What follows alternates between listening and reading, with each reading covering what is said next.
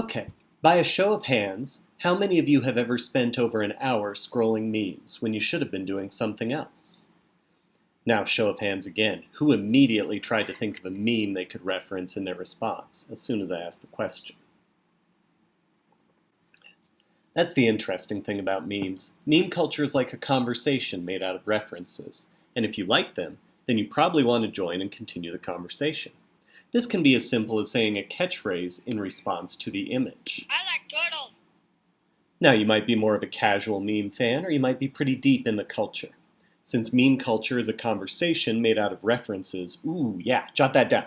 Take some notes. I'm going to post some guided notes on the stream. If you're filling in your notes, those first blanks say slight variations. Meme culture is a conversation made out of references. Okay, so the thing about references is that they're only funny if you get them. If you don't get a reference, then it's just someone saying something random. I like turtles. So any meme, even the simplest meme, will automatically divide its audience into two types of people, those who get it and those who don't. In sociological terms, the people who get it form an in-group, and the people who don't form an out-group. And I like using air quotes. The in-group will naturally seek out each other's company and kind of exclude the out-group. It's interesting. You can watch it happen. Now, it's not just memes. If you observe your day-to-day life, you'll see people forming in-groups and out-groups all the time. In-group versus out-group. But the memes that really take off are the ones that a lot of people can relate to. They have what's called broad appeal, as opposed to niche appeal, which means that something only appeals to a small group. Jot those terms down in your notes, actually. These are marketing terms. So if you're interested in marketing or running a business someday, it's good to know the difference between broad appeal and niche appeal. Next time you're watching TV commercials, try to figure out if the company is advertising to everyone or to a specific type of person. I'll cover this topic in a future video for folks who want to learn about marketing. Memes that have a lot of broad appeal can go viral, which means that they are quickly spread from person to person until they're just everywhere. One meme topic that went viral recently was the Scholastic Book Fair. Now, why did this particular topic become so popular so quickly? Well, it had a lot to do with 2020. Everyone was stuck at home. The news was depressing.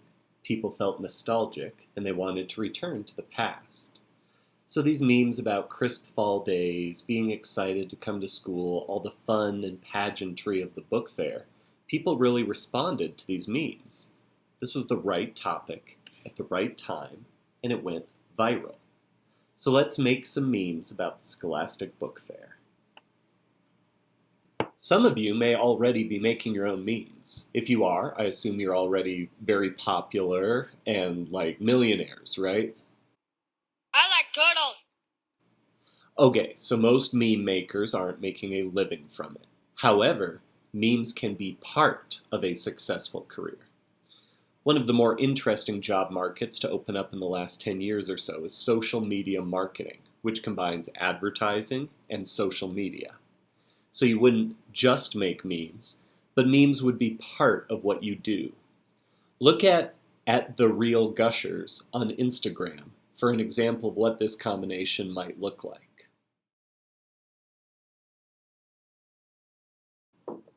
If you've never made a meme, no problem. They're a lot easier than you might think. I'll walk you through the steps. First, you got to come up with a joke, and meme humor is very different from other types of humor. Remember, meme culture is a conversation made out of references. So you're going to combine two references in a clever way. The more memes you've looked at, the easier this will be. Let's take a look at some memes about the Scholastic Book Fair to get a feel for the vibe. In your notes, there's a spot for you to jot down some independent notes about these memes. What do you see over and over again in these memes? What images, phrases, or jokes seem to show up over and over again? Anything you see repeated in more than one meme, jot it down.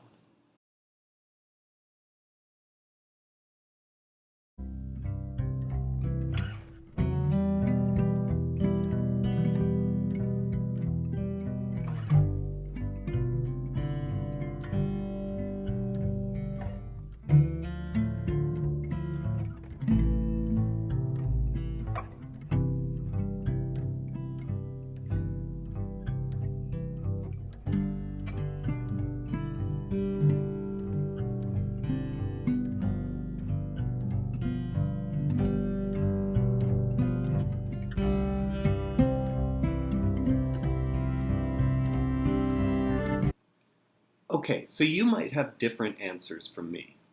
Here's a few things I saw.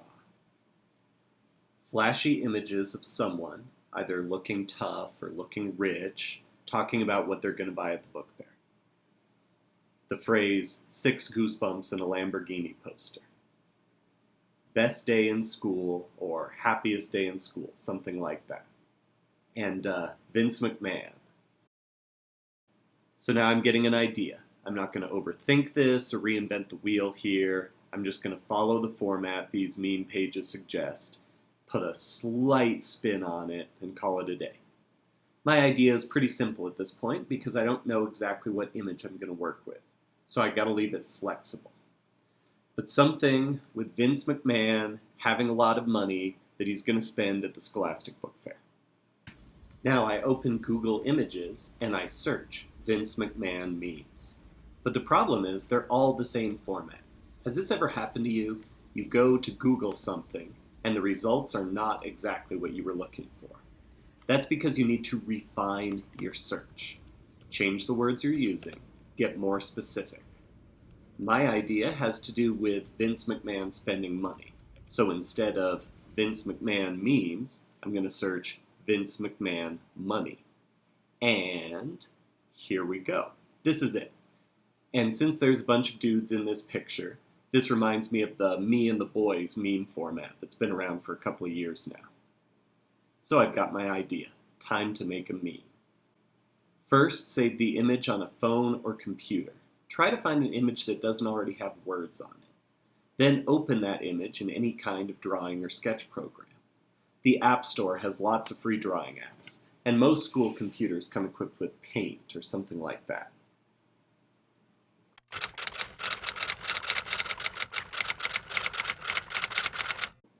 Okay, so now I'm going to add text.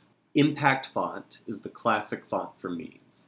Fonts are important because they evoke certain emotional responses in your audience. Memes are supposed to be consumed in just a few seconds, so you don't want to confuse your reader with an unfamiliar font. Unless that's part of the joke. Now, this right here, it's technically a meme. It's fine. It gets the job done. But I want to add an extra bit of pizzazz. So I'm going to add one of the repeated phrases we saw in our notes. Toss that in there, and you've got a completed meme. Me and the boys at the Scholastic Book Fair, about to get 6 goosebumps and a Lamborghini poster. This phrase is funny because it's just slightly grammatically incorrect, intentionally so. Unlike essays, memes don't have to follow the rules of proper grammar. If you put that sentence in an essay, you would definitely get graded down, and rightly so.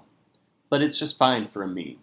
Memes have their own set of rules, which are totally different. I will tell you, though, the more you know about the rules of traditional grammar, punctuation, spelling, etc., the more effectively you can break those rules in your memes. So make sure you pay good attention in your ELA and language classes, so you can make masterpieces like this.